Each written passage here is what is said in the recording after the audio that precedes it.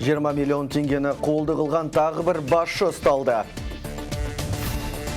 Еліміз Австрияда допинг қолданды деп қамалған қазақстандық спортшымен байланыс орната алмай отыр. Қытайдағы екі азаматтығы бар қазақтардың мәселесі мәжілісте көтерілді. Енді қазақстандықтардың қаржылық аударымдарын салықшылар бақылайды. Дүйсенбіні қорытындылаймыз. Армысыздар, тікелей эфирде басты жаңалықтар, студияда Қайырбек Жайлыбекұлы. Астанада бейбітшілік және келісім сарайының бас директоры ұсталды. Заң қырына іліккен әділ арынға 20 миллион теңгені жымқырды деген айып тағылып отыр. Мамандандырылған ауданаралық тергеу сотының шешімімен ол 2 айға қамауға алынды.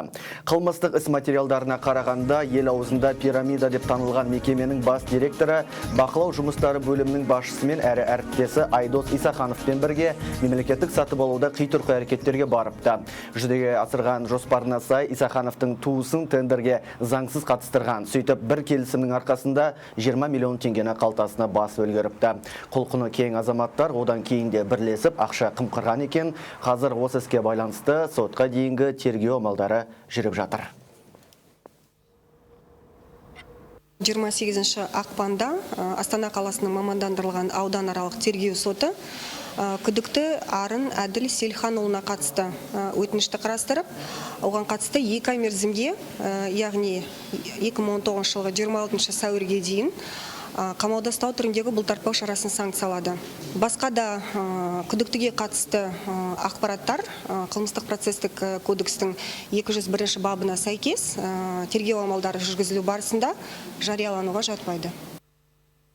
Құқық қорғау органдарының 700-ден астам қызметкері жазаланды. Бас прокуратураның хабарлауынша қара тізімге іліккендердің 626-сы полиция қызметкерлері.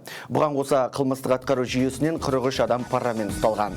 Азаматтардың қауіпсіздігін қамтамасыз етуі керек ұлттық қауіпсіздік комитетінің өкілдері де қылмыскерлердің тізімінде бар. Бұл қызметтен 35 адам жауапқа тартылды. Ал прокуратурадан былтыр 18 қызметкер ұсталған. Қомақты қаражат жымқырған 15 қылмыскер экономикалық тергеу саласы қызмет етіпті. Ал жемқорлықпен күресуге міндетті 2 адамның өздері парамен ұсталып қалған. Бір қызығы, мұндай көрсеткіштерге қарамастан Transparency International рейтингісінде Қазақстан жемқорлық фактілері аз 10 мемлекеттің қатарына кірген. Австрияда допинг қолданды деп айыпталған спортшы Алексей Полторанинге қатысты еліміздің шаңғы федерациясы мәлімдеме жасады. Белгілі болғандай, тергеу амалдары аяқталмай жатып, федерация өкілдері ешқандай шара қолданбайды. Сондай-ақ Полторанин 10 күн ішінде жарыстан шеттетілгеніне қатысты шағым түсіре алады. Шаңғышы болса, Қазақстанның Австриядағы елшісімен байланысқа шығудан бас тартқан. Қазір ол Мәскеуде көрінеді. Естеріңізде болса, өткен аптада белгілі спортшы допинг қабылдады деген күдікке ілініп, Австрияда қамауға алынған еді.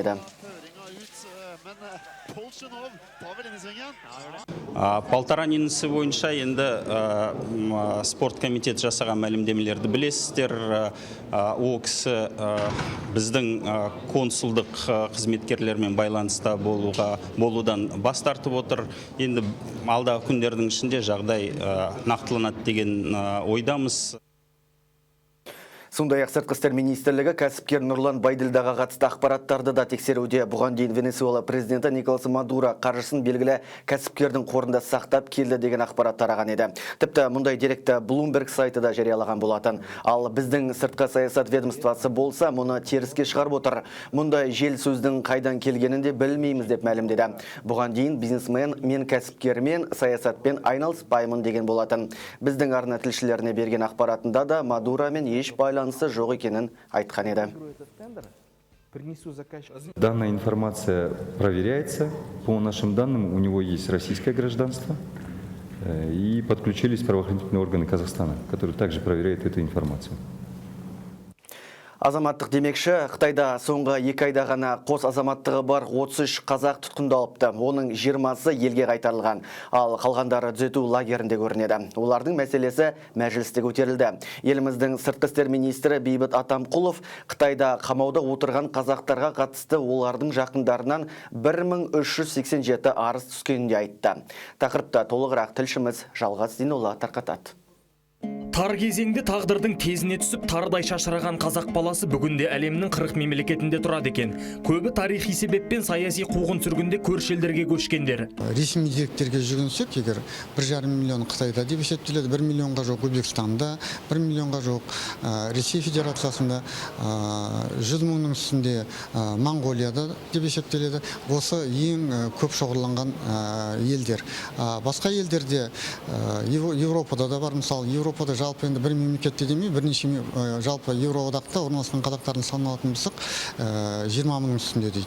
Шеттегілердің бірі қаймықпай күн кешсе қыспаққа алынып жатқандары да жоқ емес. Мәселен, Қытайда ресми атауы түзету лагерлері делінгенімен, іс жүзінде тұтқындарды адам төзгісіз айуандықпен азаптайды екен. Оның көбі қазақ, ұйғыр сияқты мұсылмандар екен деген қауесет қоғамды шулатқалы біраз болды. Бұл ақпаратты мәжілістегілер де жақсы біледі. Сізден ресми өкілетті министрліктің басшысы ретінде сұрағым. Мына Қытайдағы түзету лагерлері туралы қандай ақпараттарыңыз бар, бірінші? Екінші, сол түзету лагеріне түскен біздің қандастарымызды құтқару туралы қандай шаралар қолданып жатсыздар? Сыртқы істер министрі мәселені жоққа шығармады. Алайда сүйінші хабардың бар екенін айтып, қандастарымыздың жаппай босатылып жатқанын жеткізді. Ол лагерлер дейсіз, шынымен енді бүкіл әлемде қазір бұл мәселе, яғни мына мұсылмандардың да құлағын шулатып жатыр. Сол жерде ұсталынған қазақтардың саны 80%-ға азайды, бәрін босатып жатыр шетінен. Биыл тағы да жеңілдік алып жатыр қазақтар. Десе де өзге елдердегі 5 миллионнан астам қазақтың бәрі тарихи отанына оралуға ниетті деу қиын. Себебі көбінің тағдыры қоныс тепкен елінің тірлігімен біте қайнасып кеткен. Бұл процестің ғылыми атауы да бар. Қазақтардың басқа елдерде орналасқан, енді оны ириденті деп айтады, олардың тарихи отаны сол жерде. Мысалы, этникалық отаны Қазақстан дегенмен, кейбір елдерде тарихи отаны сол тұрып жатқан елдер болады, олар ол жерге көшіп бармаған, ол жерде атам заманнан өздерінің ата мекендері. Этникалық қазақ дегені болмаса, жат елде туып өсіп, сол елді отаны санайтындар да бар дедік. Ата жұртым Қазақстан деп келетіндер де жетерлік. Ол түсінікті. Алайда осы екеуіне де жатпайтын. Екі елдің де азаматтығын алып, екі елден де әлеуметтік төлемақы алу үшін мемлекеттің ұсынған көмегін теріс пиғылдап пайдаланатын үшінші бір топ бар. Биыл мына Қазақстан мен Қытайдың екі азаматтық ұстап отырған, паспорт ұстап отырған 33 адам қамауға алынған. Соның 20-сын біздің дипломатия бағытымен консулдармен үлкен жұмыс өткізіп, 20-сын қазір қайтардық. Бүгінде сыртқы істер министрлігіне Қытай лагерлеріндегі қандастарымыздан 1387 арыз келіп түскен. Олардың мәселесі дипломатиялық түрде ғана шешілу керек деген мамандар елге ораламын деген қазақтарға жағдайдың аз жасалып жатпағандарын айтуда. Мәселен, енді ғана құрылған отандастар қоры аяққа тұрып та үлгермесе де президенттің тапсырмасын орындау бойынша іске кірісіп кеткен. Отандастар қоғамдық қорының бастамасымен елімізде бірыңғай байланыс орталығы құрылуы мүмкін. Ол бойынша елге келемін деген қандастарымыз оралмай тұрып, оның кәсібі бойынша қай жерде қандай мамандық бар, қандай жеңілдік беріледі, қай жерден баспана ұсынылады, барлығын бір жерден біле алатын болады. Ұсыныс жасалды, келесі кезек оны бекіту өкілетті органдардың еншісінде. Жалғас Сенолла, Темірлан Нұртаза, Атамекен бизнес арнасы. Ал абақтыда отырып шыққан Юлия Тимошенко қайта Украина президенті болғысы келеді. Егер билікке келсем, Ресеймен тіл табысам деген оны халықтың 20% қолдап отыр. Екі рет елдің премьер-министрі болған ханымның асығы алшысынан түссе, ол украиндерді қалай жарылқайды? Толығырақ Әлия Текенованың бейнематериалында. 31 наурыз күні Украинада президент сайлауы болады. Әлеуметтік сауалнама қорытындысына сүйенсек, шоумен Владимир Зеленский көш бастап тұр, содан кейінгі орын Тимошенкоға тиесілі. Ал Петр Порошенко 3-ші орында. Күні бұрын жасалған осындай нәтижеге Кремль мысқылдап қарап отыр. Бүгін Ресейдің үкімет жетекшісі Украинадағы сайлауалды кампанияда халықаралық нормаларға сай келмейтін құқық бұзушылық көп екенін айтты. Бірақ әр үміткер өзінше тырысып жатыр. Мәселен, Тимошенко халықаралық валюта қорынан қарыз алып, елдің еңсесін көтергісі келеді. Елдің табысы тым төмен, газдың бағасы өте қымбат. Елдің қалтасында экономиканы тұрақтандыратындай қаржы жоқ. Өкінішке орай соңғы 20 жыл бойы билік жемқорлардың қолында болды. Қазірде Порошенко мені популист деп айыптап елге қарсы қойғысы келеді, бірақ оның дәурен алысқа бармайды. Біз жеңіске жеткен соң оны және оның жақтастарын түрмеге тоғытамыз. Тимошенконы қолдайтындардың дені қарттар. Ол жеңіске жетсем зейнетақыны 3 есе көбейтем деп уәде берді. Сонымен қатар ақш, Еуроодақ және Британиямен байланысты күшейтем дейді. Біз дереу Будапешт форматында келіссөз жүргізуіміз керек. Менің ойымша ақш, Ұлыбритания, Франция, Германия жетекшілері бас қосатын жиынға Ресей президенті де қатысады. Ол да осы меморандумға қол қойған. Соның негізінде нәтижелі жұмыс атқаруға болады. Сол себепті халық жарнамасы мықты адамға емес, қолынан іс келетін, өзгеріс жасай алатын үміткерді қолдау керек. Алайда жергілікті сарапшылар сайлау алдында халықты жарылқауға дайын үміткерлердің жоспарына күдікпен қарайды. Тимошенконың Ресеймен келіссөз жүргізем дейтін уәдесіне қатысты баға беру әлі ерте. Барлығы сайлау қорытындысы жарияланған соң белгілі болады. Нақты әрекетке президент іске кіріскен соң ғана куә боламыз. Тимошенко билікке келсем газ бағасын 2 есе азайтам дейді. Бірақ Нафтогаз жетекшісі оның мүлде мүмкін емес екенін айтады. Себебі президентте ондай өкілеттік жоқ. Егер осы қадамға барса, Украина халықаралық серіктестермен байланысты үзеді. Әлия Текенова, Атамекен, бизнес арнасы.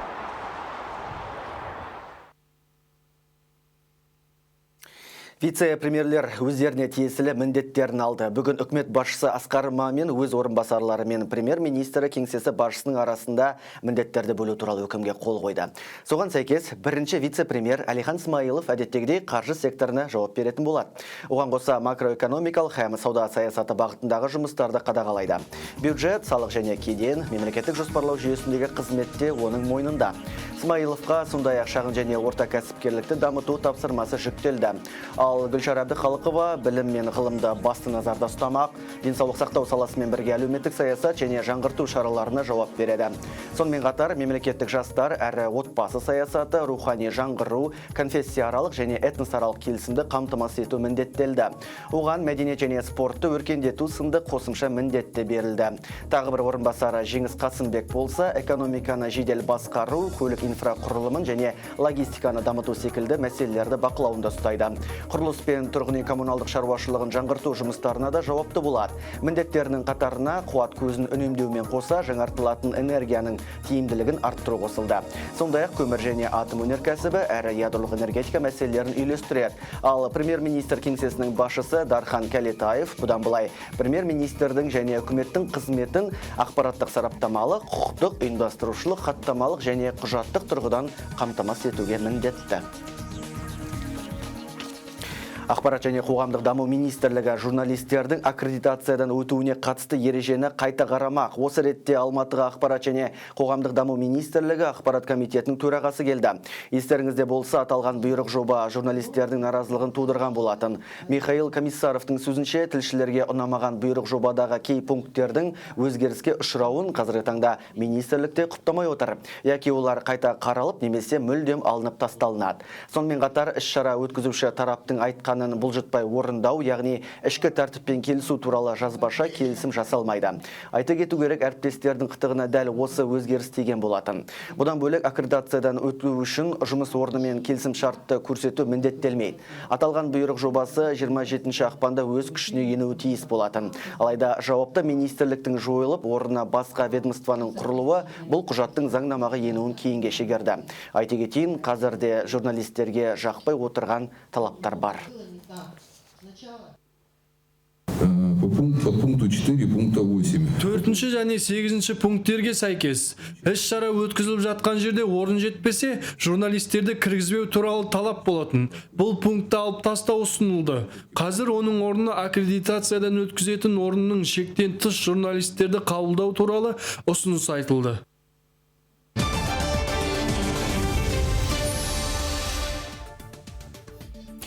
Шағын бизнеске берілген несие көлемі былтыр 15%-ға қысқарды. Елдегі 1 миллион 200 мың бизнестің 20% ғана банк көмегіне жүгінген. Есесіне қарапайым халыққа берілген тұтынушылық несие көлемі өсіп, отандастарымыз қарызға белшесінен батып барады. Ұлттық банктың жаңа басшылығы осы сектордағы мәселені реттеуі тиіс.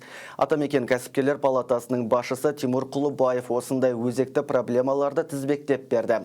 Әр мәселе бойынша шешу жолдары да ұсынылды. Тақырыпта тілшіміз Кәусар Аятбергенқызы жалғастырады. Қазақстандықтардың банктерге деген көзқарасы әуелден оңды емес. Күліп беріп, аларында жоғары пайызымен жылатып алатын олардың өз мәртебесін қайтаратын ойда жоқ сыңайлы. Бірақ банктердің бизнеске деген сенімі артып, ара қатынасы оңалуы керек деді Тимур Құлыбаев. Бұл ретте Атамекен үкімет пен ұлттық банкті ашық диалог құруға шақырып отыр. Нарықта жеке тұлғаларға несие беретін түрлі онлайн компаниялар мен ломбардтар көбейген. Алайда бұл сегмент микронесиелік ұйым ретінде тіркелмеген. Әрі шекті жылдық 56% мөлшерлемесімен шектелмеген. Мұның салдарынан тұтынушылық несие алушылар күрт артып, қарызға белшесінен батқандар саны көбейді. Бұл жағдайды реттеу үшін Атамекен заңнамаға несие алушылар құқығын қорғауға бағытталған ұсыныстарды әзірлемек. Мақалада мемлекет есебінен заңсыз байып жатқандардың жолын кесудің амалдары ұсынылды.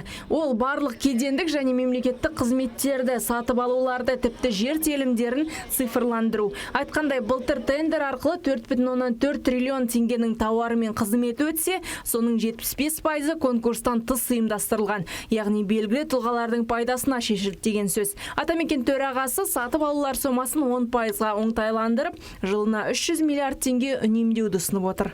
Бізде жалпы ішкі өнім 57 триллион теңге болса, оның 26% 14 триллион теңгеге жуықтау сома. Бұл ақшаның барлығы бізде ашық емес, жабық, көрінбейтін көлегейлі экономика секторында айналып жүр деп айтуға болады. Сондықтан да бұл мәселені мүмкіндігінше жарыққа шығару, ашықтықты қамтамасыз ету, экономиканың тамырына қан жүгіртуге болатындай қосымша қаражатқа қолжетімділікке алып келіп соқтырады. Мемлекеттік қызметкерлердің санын қысқарту керек, ал квази-мемлекеттік мекемелердің бизнес жүргізу құқығын шектеу қажет дейді Атамекен төрағасы. Бүгінде елдегі республикалық коммуналдық ұйымдар 6,6 мың бизнесті ұстап отырған көрінеді. Тағы бір мәселе айта кететін, ол квази-мемлекеттік сектордың үлесін азайту. Экономикадағы мемлекеттік сектордың үлесі бізде басым екендігі айдан анық. Бүгінге дейін оны баршамыз айтып келе жатырмыз. Сол біздегі бизнестің бәсекеге қабілеттілігін тежеп келе жатыр, шындап келу керек айтқанда. Және де квази-мемлекеттік сектор мемлекеттік қаражаттың ретсіз шашылуына, ретсіз жұмсалуына өзін септігін тигізіп отыр деп те айтуға болады. Және мемлекеттік қарыздың да үлкен бөлігі сол квази-мемлекеттік сектордың еншісіне тиесілі. Мемлекет басшысы Нұр Отан партиясының съезінде мемлекеттік бағдарламалардың орындалуын бақылайтын орталық құруды тапсырған еді. Атамекен ұлттық кәсіпкерлер палатасы бұл іске де атсалысуға дайын екендігін, бір сөзбен халықтың жағдайын көтеруге ықпал ететін әр істің басында тұруға ниет білдіріп отыр. Кәусар Айыпбергенқызы, Әнуар Карбозов, Болат Жақыпов, Атамекен бизнес арнасы. Елімізде кенжелеп тұрған саланың бірі жеңіл өнеркәсіп. Ал өзге ел әлеуметтік экономикалық маңызы зор секторды дамытуға баяғыда бетбұрыс жасаған. Мамандар сол себепті өзгенікіне құмармыз, отандық киімдерді киюге құлықты емеспіз. Өйткені бағасы аспандап тұр, оған өзіміз кінәліміз дейді. Ал осы және өзге де қордаланған мәселелерді шешу үшін Атамекен ұлттық кәсіпкерлер палатасы бел шеше кіріскен сыңайлы. Толығырақ тілші материалында. Мына үстімдегі киім отандық өнім. Құны 120 мың теңге, жасыратыны жоқ. Елімізде шығарылған өнімдердің басым көпшілігі айға секіретіндей аспандап тұрады. Салыстырмалы түрде айта кетейік, мемлекеттік кірістер комитетінің мәліметінше Қытайдан шығарылған шұлықтың құны 40 теңге болса, ал біздегісі 150 теңге, костюмдер 4,5 мың, ал бізде өндірілгені 40 мың теңгеден асып жығылады. Жеңіл өнеркәсіптің алға өрлеуіне бірден бір кедергі осы, яғни баға. Құны жоғары болса, сапада соған сай деген бар. Ал мұндай материалдар елімізде емес, шетелден әкелінуде. Яғни сала импортқа тәуелді. Осыдан 4 жыл бұрын кәсібін бастаған сәнгер Белла Сәтмырзаның сөзінше, бұл проблеманың бір ұшы ғана. Елімізде кадрларды оқытуда да олқы тұстар жетерлік, яғни дайын маман жоқтың қасы. Сондай-ақ сән апталығына қатысуда қара еңбек емес, қаражат есептеледі. Мысалы, мен Миланда оқығанда, мысалы, біз Милан сән апталығына оны кез келген адам кіре бермейтін. Ол кәдімде портфолио жасайсың, кәдімде жаңағы байқау ретімен өтетінсің. Ал бізде Қазақстанда бұл коммерциялық жобаға айналып кеткен. 2011 жылы Миланнан оқып келгенде, алғаш рет қатысқанда, сол 2011 жылы 500 мың теңге болған. Одан кейін мен қатыспаймын, себебі ол да бірінші қомақты ақша менің ойымша. Қалт-құлт етіп әрең күнелтіп жүрген саланың табысы да көңіл көншітпейді. Өткен жылы тапқан пайдасы 21%-ға төмендеп $110 миллион болған. Керісінше біз шетелдік брендтердің көсегесін көгертіп отырмыз. Онда табыс $845 миллион болған. Тағы бір кемшін тұсымыз, елімізде шикізат өндіріп отырған кәсіпорындар өнімнің 60%-ын экспортқа бағыттайды. Олар үшін сол тиімді. Біз енді мына еліміздің оңтүстігінде өнделіп жатқан көп текстильдің түрлері әлі біздің дүкендерде жоқ. Ал неліктен біз ол тауарларды өзіміздің күнделікті дүкендегі, күнделікті сатып алымда таба алмаймыз? Оны арттыру үшін біз жаңа мүмкіншіліктер ашуымыз керек. Жалпы өнеркәсіпке жаңа бағыттар ашылу керек. Бұл салаға серпін беру үшін Атамекен ұлттық кәсіпкерлер палатасы бизнесмендерге жаңа мүмкіндіктер ашпақ. Ең алдымен кәсіпкер әйелдердің жұмысын масс-маркетке шығаруды көздеп отыр. Яғни өнімдер көпшілік назарына ұсынылады. Сондай-ақ ұлттық брендтегі отандық киімдерді кеңінен насихаттау мақсатында дизайнерлер арасында алғаш рет алтын оймақ байқауы ұйымдастырылмақ. Кез келген саладағы байқаулар біріншіден ең үздікті анықтау үшін, екіншіден байқаудың ең жас әрі ісін енді бастап жатқан қатысушылар үшін, кәсіби мамандардың арасына түсу үшін өткізіледі. Дизайнерлер үшін бұл байқау өз брендін ілгері жылжыту және бизнесінің ауқымын кеңейту үшін, әлеуетті серіктестерді, инвесторларды іздестіру үшін жақсы мүмкіндік болмақ. Аталған байқаудың бірінші кезеңінде өтінімдер қабылданып, комиссиямен байқау лауреаттары іріктеледі. Екінші кезеңде үміткерлер қоғамдық онлайн дауыс беруге қатысады. Бас жүлде 6 лауреаттың ішінен таңдалып табысталады. Марапаттау рәсімі 25 желтоқсанда өтеді. Арай Сүгірбай, Марат Пейісов, Атамекен бизнес арнасы. Теміртауда қарызға белшесінен батқан нан комбинаты ақыры жабылып тынды. Миллиардқа жоқ берешегі бар компания тіпті қызметкерлеріне жалақыны төлей алмай жатыр. Коммуналдық қызмет ақысы да өтелмеген. Анықталғандай ірі наубайхананың қарызы 90 миллион теңгеге жеткен. Ал жұмыскерлерге берілмеген ақының көлемі 1,5 миллион теңгеге жуықтайды. Кәсіпорын жетекшілігі наурыз айының соңына дейін берешектен құтыламыз деп уәде берді. Компания қаржы құятын инвестор тауып қайтадан аяқтан тұрып кетуге ниетті. Теміртауда 60 жылдан бері қызмет етіп келген бидайнан кәсіпорны 150 түрлі тәтті тоқаш және нан өнімдерін шығаратын бірнеше рет үздік азық-түлік тауары номинациясында жеңіп алған. Мы на связи с руководством предприятия, но если будут у них возможности, конечно, они хотели бы реанимировать. Но, к сожалению, длительное время никаких работ по модернизации, по экономии электроэнергии, либо иные мероприятия, направленные на снижение потребления коммунальных услуг, они не провели, к сожалению. В комплексе эти проблемы вот такой вот эффект нам дают на сегодняшний день. Еліміз Иранның құс етін әкелуге тыйым салды. Бұл туралы дүниежүзілік сауда ұйымының сайтында хабарланды. Оған Иран аумағында құс тұмауының өршуі себеп болған. Осылайша Қазақстан аумағына термо өңдеуден өтпеген тірі құстарды және инкубациялық жұмыртқаларды, мамық пен қауырсындарды, құс етін және құс шаруашылық өнімдерінің барлық түрлерін, сондай-ақ құстарды ұстауға, союға және бөлшектеуге арналған пайдаланылған жабдықтарды әкелуге уақытша шектеу қойылды. Құжатқа сәйкес, осы жылдың 23 қаңтарында күшіне енді. Бұл ретте тыйым салудың аяқталу мерзімі көрсетілмеген. Қарағандыда коммуналдық қызмет ұсынушы компания кәсіпкерлерден қолдау сұрап отыр. Себебі қаланың кәріз желісінің 85%-ның тозығы жеткен, ал қайта жөндеу үшін 98 миллиард теңге қажет. Жауапты мекеме басшысы мұндай шығынды көтеруге шамамыз келмейді деп отыр. Аталмыш мәселе кәсіпкерлерді де толғандырып отырғандығы анық. Қызмет ұсынушы компания заңды тұлғалар үшін тарифті өте жоғары белгілеген. Алайда қымбат болса да ол толық жөндеу жұмыстарына жетпейтін алға тартады. Әкімдіктен көмек болмайтынын түсінген коммуналдық мекеме кәсіпкерлермен келіссөз жүргізуді жөн санапты. Айта кету керек, тозығы жеткен кәріз жүйесінің кесірінен қалада бірнеше мәрте асфальт опырылған оқиғалар тіркелген еді.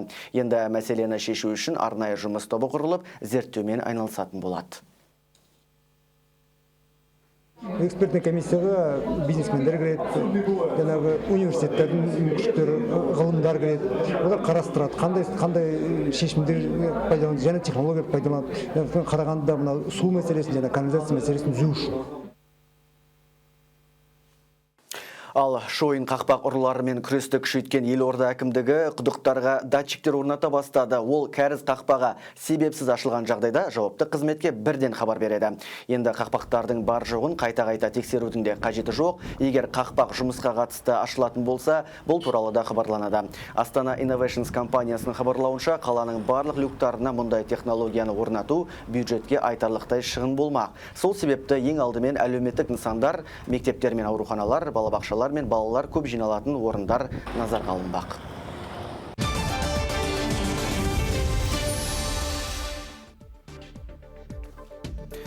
Енді 50 мың доллардан аса сомаға аударымы мен төлем жасаушылар салық өндірушілер тарапынан тексеріледі. Мұндай жаңашылдықты Ұлттық банк биылғы жылдың 1 шілдесінен бастап енгізбек. Осылайша бас банк валюталық реттеу және валюталық бақылау туралы заңнаманы жетілдіру туралы заңына сәйкес елден шығарылатын қаржыға белгі қояды. Ал шетке ақша аудару операциясы тек резиденттің валюталық бақылау органдарына рұқсат берумен ғана жүзеге асады. 1 шілдеден бастап Ұлттық банк пен мемлекеттік кірістер комитеті қаражат шығаруға қарсы жұмыстарды бірлесе атқаратын жеткізді. Биометрия жүйесі банк секторына қаншалықты тиімді болмақ. Ұлттық банк тестілеп жатқан қашықтықтан анықтау жүйесін қазір сала мамандары қызу талқылап жатыр. Мысалы, бірінші несие бюросы өкілдерінің айтуынша, фото арқылы анықтау алаяқтардың санын азайтады. Яғни клиенттің суреті әлеуметтік желілер, интернет ресурстар, банкомат, мемлекеттік базалар және паспорттағы фотосымен салыстырылады. Бұл операциялық шығындарды жояды. Ал қаржыгерлер қауымдастығы мамандарының айтуынша, құжатсыз қаржы қызметтерін алу үшін идентификациядан өткізу аздық етеді. Клиенттер бір рет болса да банкке бару керек. Қазір нарықта 5 банк аталған IT өнімді тестілеп жатыр. Бірақ бұл тек ірі банктер. Орта және кіші қаржы институттары үшін қымбатқа түсуі мүмкін. Биометриялық жүйені енгізудің құны кем дегенде $1 миллион басталады. Наши банки заинтересованы именно вот в решении. Біздің банктердің бұл жердегі көздеп отырған мүддесі кез келген адамға есеп шот ашып, қаржы операцияларын жүргізуге мүмкіндік беру. Бірақ биометриялық жүйе арқылы осы мақсатқа қол жеткізе ма жоқ па кесіп айту қиын. Терең сараптама жасалған жоқ. Сондықтан нәтижесінде не болатынын білмейміз. Борышкерлердің жауапкершілігін арттырады деу күмәнді. Өйткені қарызды қашықтықтан алып, кейін мен алған жоқпын деп жалт беру мүмкін.